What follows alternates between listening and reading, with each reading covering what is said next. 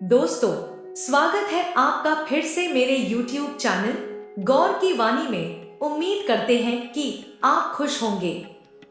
आज की जो हमारी वीडियो है उसमें हम बात करेंगे कि जब भगवान हमारी परीक्षा लेते हैं तो हमारे जीवन में क्या क्या होने लग जाता है, वह हमारी परीक्षा कैसे लेते हैं। तो आज की वीडियो इसी विषय पर होने वाली है। हमारे साथ अंत तक बने रहना, तभी आपको जानकारी समझ आएगी। जब हम लगातार पूजा करते हैं या फिर भगवान के मंत्र का जाप करते हैं तो उसी क्षण से हमारी परीक्षाएं शुरू हो जाती है। उदाहरण के लिए, जैसे एक क्लास के अंदर एक बच्चा एडमिशन लेता है, वह निरंतर पूरे वर्ष अपनी विद्या को ग्रहण करता है और साल के अंत में जाकर उसकी परीक्षा होती है। उसकी साल की पढ़ाई के समय उसकी मैडम उसका टेस्ट लेते रहते हैं। उसी तरह से जब हम प्रभु के प्रति जब भक्ति करते हैं, उसे अपार भक्ति को प्राप्त करने की कोशिश करते हैं, तो भगवान भी हमारी परीक्षा लेते हैं। वह भी यह देखते हैं कि यह मेरी भक्ति के लायक है और नहीं। जब हमारी भक्ति एक चरम सीमा पर आ जाती है, लगातार हम मंत्र का जाप कर रहे हैं, तो हमारी परीक्षाएं भिन्न भिन्न प्रकार की उत्पन्न होती है। उस समय हमारे सामने भिन्न प्रकार की समस्याएं आने लगती है। अगर कोई व्यक्ति लगातार भगवान के प्रति पूर्ण रूप से विश्वास करता है, तो भगवान उसके विश्वास को पूर्ण रूप से देखने के लिए उसकी परीक्षा लेते हैं। सबसे पहले भगवान उस इंसान के अंदर का विश्वास तोड़ने की पूर्ण रूप से कोशिश करते हैं। वह कई तरह से आपकी परीक्षा लेते हैं। जैसा कि आपके अगर धन की कमी है, आपके पास पैसे नहीं हैं, तो वह आपको ऐसे संकट में डाल देंगे जिसमें पैसे बहुत जरूरत है। पैसे तो कहीं ना कहीं से मिल जाएंगे, पर वह इकट्ठे करने में बहुत मुश्किल आएगी। आपकी परिस्थिति उस समय बहुत खराब हो जाएगी। जिस प्रकार से सुदामा, वह कितने निर्धन हो गए थे। एक समय उनके घर में खाने के लिए अन्न नहीं था, लेकिन वो निरंतर ही भगवान की भक्ति में लगे रहे। अंत समय पर जाकर भगवान ने उनको उनकी भक्ति से प्रसन्न होकर अपने तीनों लोक देने को गए। तो माता रुक्मणी ने उनको उस समय रोक दिया। कहा कि अगर ये तीसरा लोक भी दे देंगे तो हम कहाँ जाएंगे। जब भगवान खुश होते हैं तब वह अपना सब कुछ दे देते हैं। जब आप पूजा पाठ करते हैं और आपके इष्ट देव आपकी परीक्षा लेते हैं, तब आप इन सब बातों को समझ नहीं पाते हैं कि वो आपकी परीक्षा क्यों ले रहे हैं।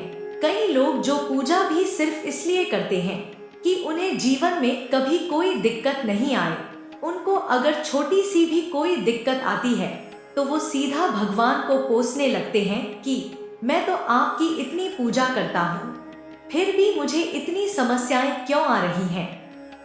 जो भी साधना आप कर रहे थे या जिस भी अध्यात्म के नियम का आप पालन कर रहे थे, उसमें आपको आलस्य आना शुरू हो जाएगा।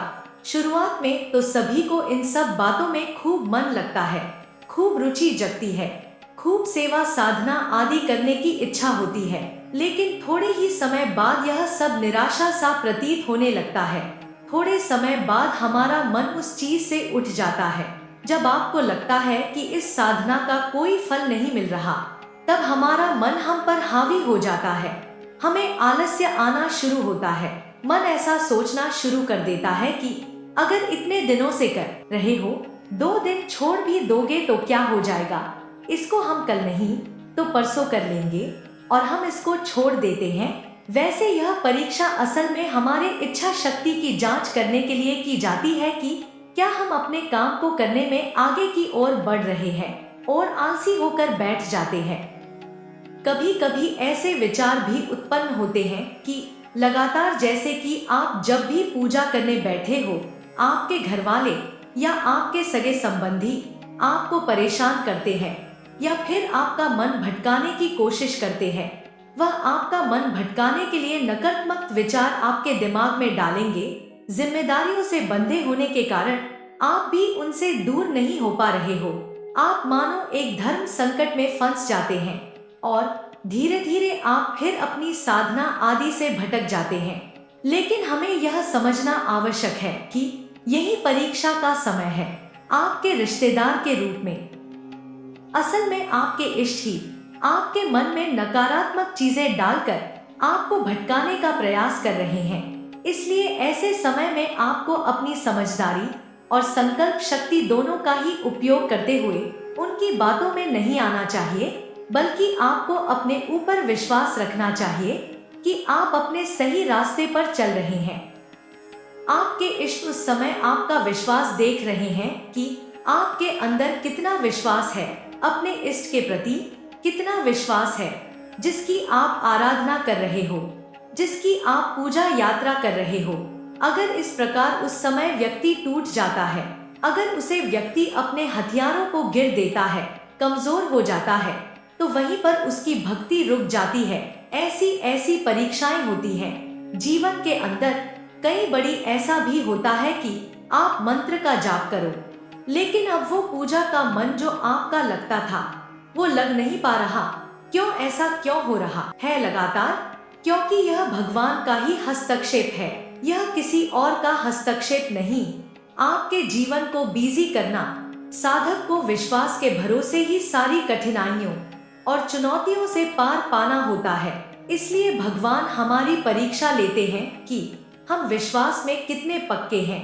कई बार लोगों को जब साधना का फल नहीं मिलता तो वह इष्ट को बदलने की सोचने लगते हैं, क्योंकि उन्हें लगता है मानो दूसरे आराध्य की साधना आसान होगी।